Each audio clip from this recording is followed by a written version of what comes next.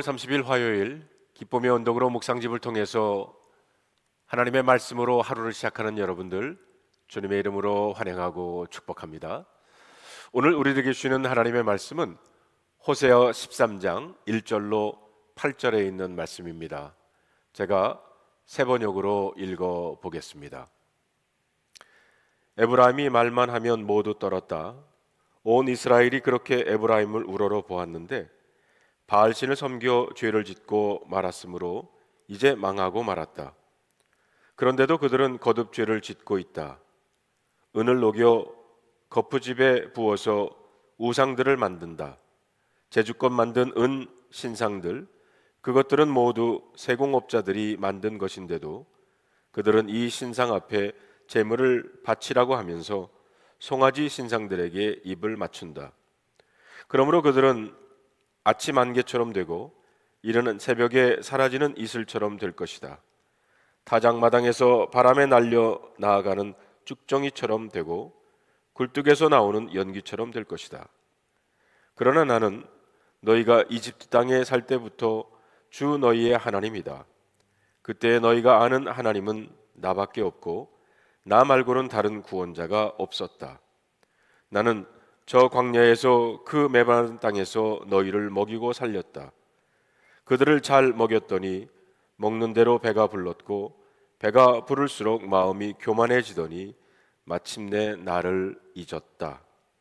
그래서 내가 그들에게 사자처럼 되고 이제는 표범처럼 되어서 길목을 지키겠다. 새끼 빼앗긴 암곰처럼 그들에게 달려들어 염통을 갈기갈기 찢을 것이다. 암사자처럼 그 자리에서 그들을 뜯어먹을 것이다.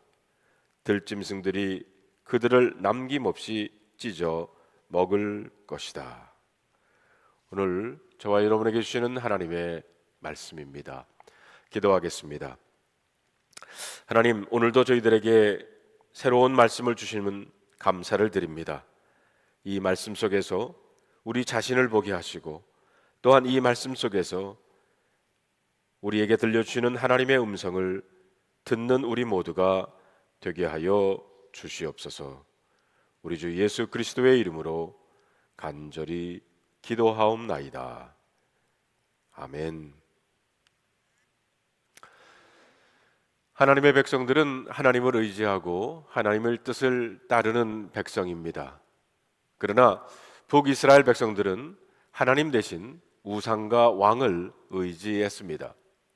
그것이 그들의 죄의 시작입니다.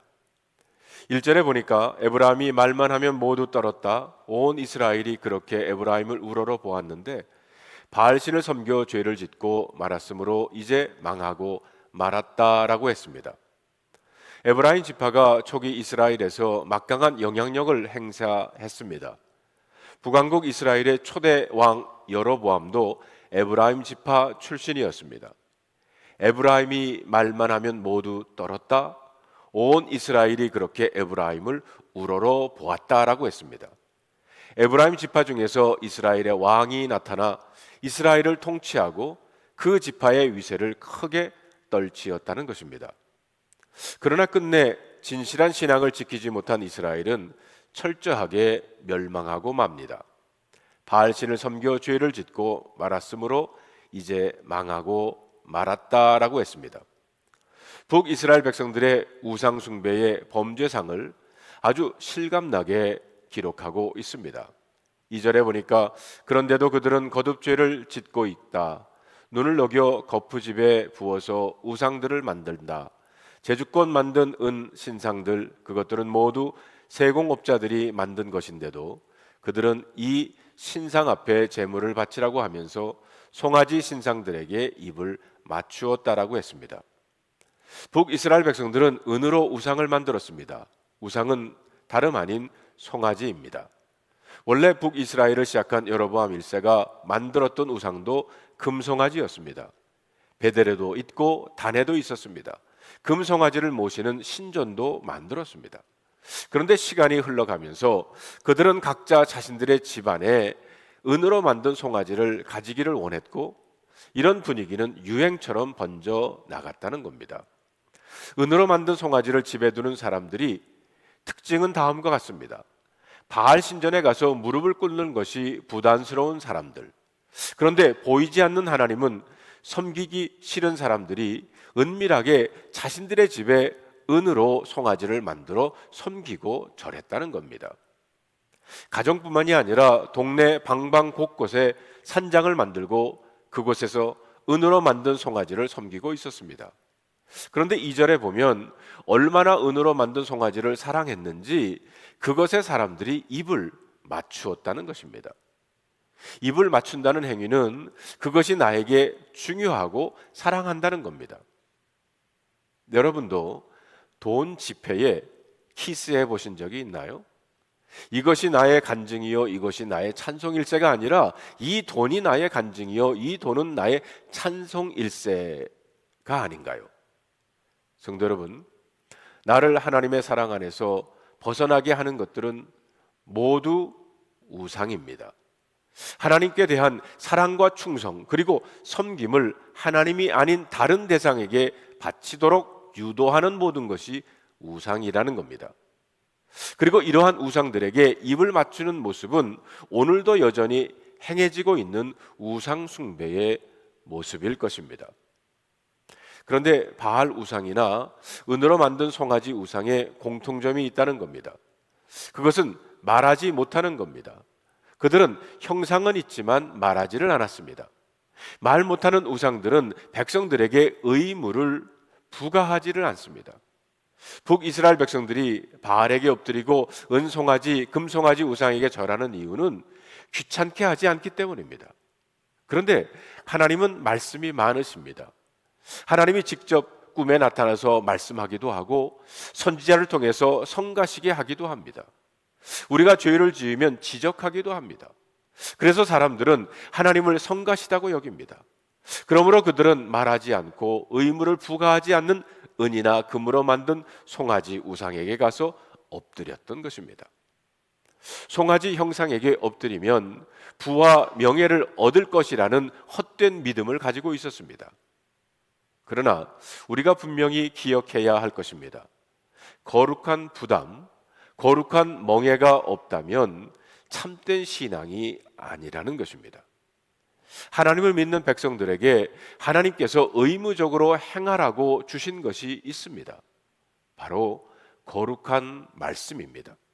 말씀을 행할 수 있는 자는 구원의 감격이 충만해야 합니다.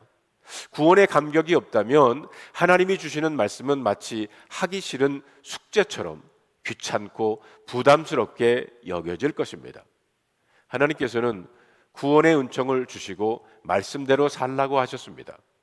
하나님이 우리에게 주시는 말씀이 벗어나고 싶은 멍에가 아니라 거룩한 부담이 되기를 바라십니다. 우리는 하나님의 말씀을 어떻게 행하고 있습니까? 혹시 말씀이 부담스러워 이스라엘 백성들처럼 귀를 닫고 눈을 감아버리고 은으로 송아지를 만들어 자기 욕망 앞에 엎드리고 있지는 않습니까?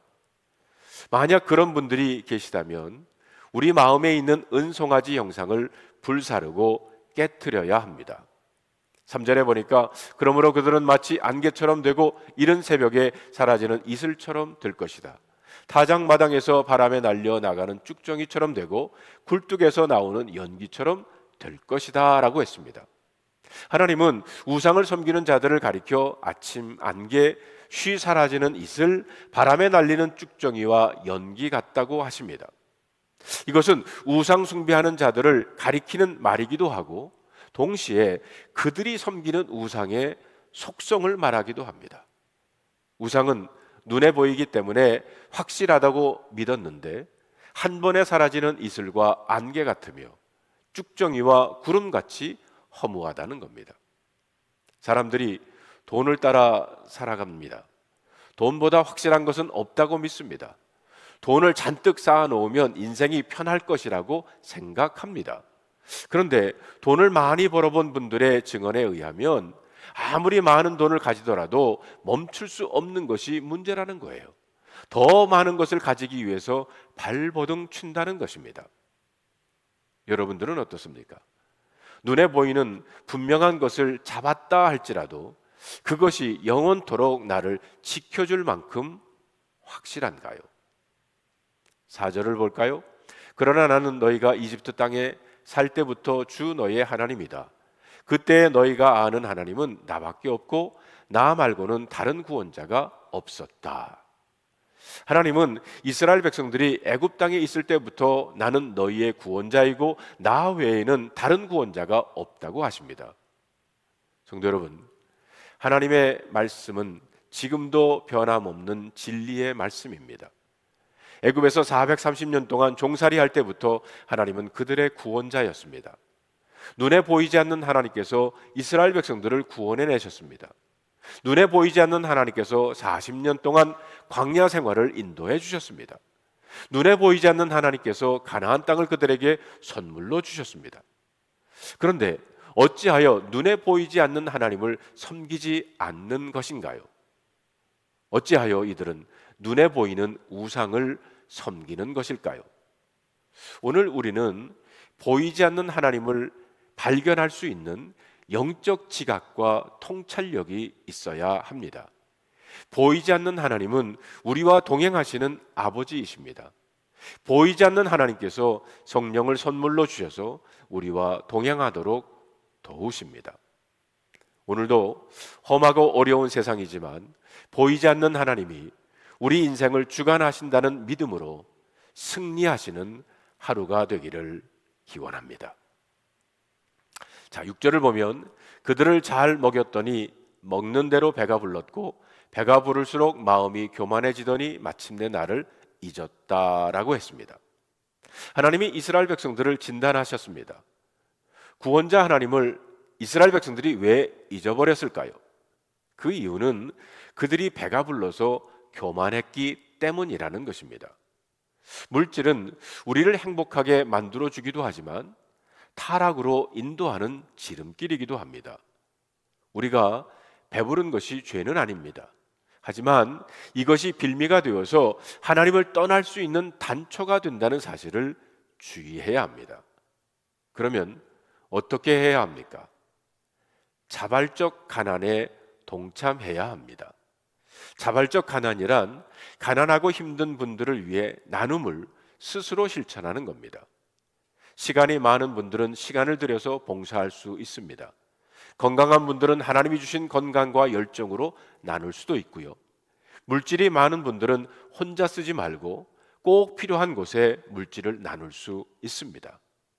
그러면 하나님 앞에서 자기 자리를 찾아갈 수 있으리라 믿습니다.